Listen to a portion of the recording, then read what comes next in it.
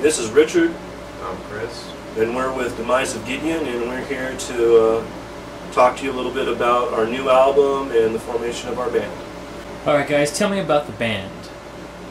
Well, Chris and I met through the Metal War Hearts, which is a student organization on the campus that I work at, and he's a student. And you know, I've helped Richard out with some of the Fateless Tears, and he's helped me out with some of my solo stuff. And, you know, our styles, you know, seem to go fairly complementary to each other, so it kind of fell together. We did a real fast guerrilla recording for one of the projects that he was in January, and right after that I was like, well, I need to start another album, and asked him if he wanted to be part of it, and so all of a sudden Demise was born.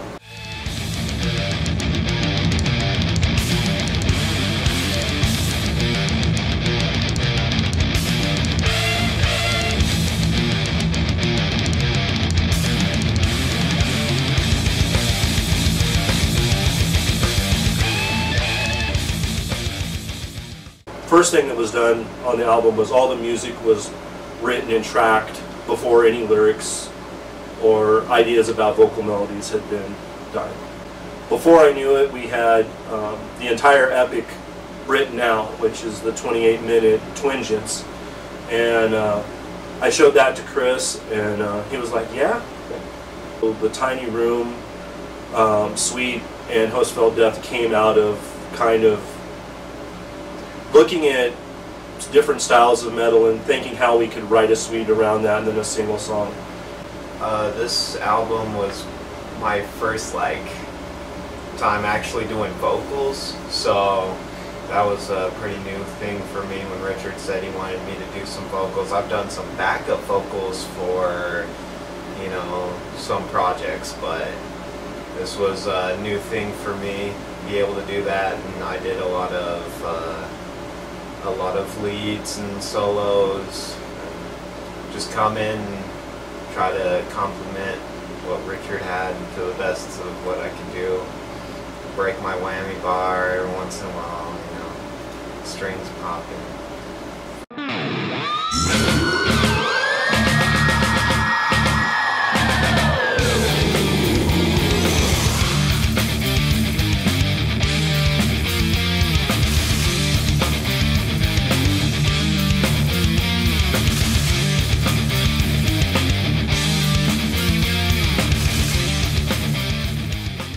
The album opens up with Host Felt Death, which is a song about a project that happened in the USSR during World War II, where Stalin gave a grant to a scientist to try and create a man-ape, a hybrid of a gorilla and a human being.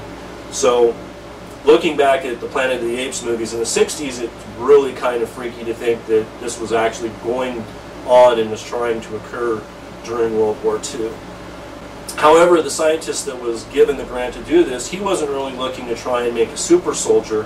He was literally trying to disprove Christianity by creating a hybrid. And so the song really is more about his hyper atheism and him trying to have this work, and then the project, of course, failing because of not being able to find sustainable hosts either in the male or the female.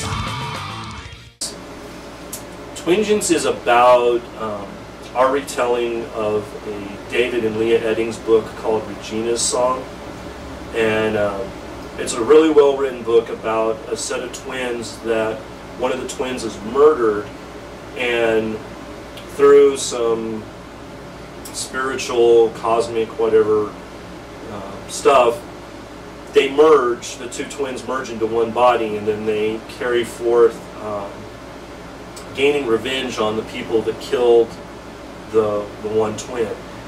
And so I've always thought it would be cool to retell it from the twins' perspective. And so that's what Twingeance incorporates is we tell the story from, you know, the beginning of their lives through to the very end of the book. And we it opens up with an overture, so pretty much most of the themes that are heard within the other 6 parts of the epic are introduced within the overture.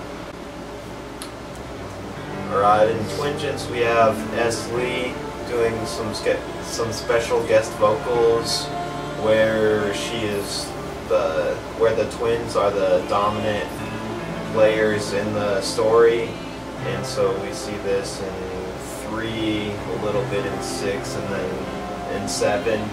And one thing that I thought was really interesting was the whole idea of having twins speak, that only the twins were able to understand what they were saying, so Sue ended up making a twin speak of her own.